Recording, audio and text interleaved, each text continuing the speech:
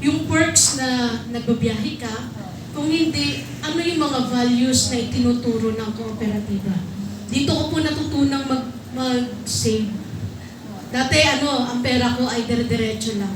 Yung pala pag nasa kooperatiba ka, magsisave ka at the same time. Kasi dati, nangungutang lang tayo, utang lang tayo ng utang.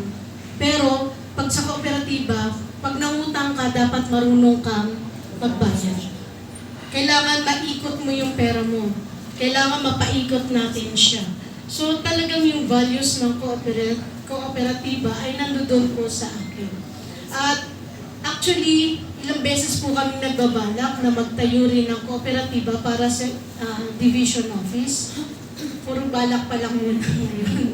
Kasi pagka pinagbalakan ko, pag ako nag-isip, ako din ang pag-inos lahat. So, tinitingnan po namin yun. Siyempre, with the help of Ma'am Owen and Ma'am Daza. Actually, po ako nagpa-advise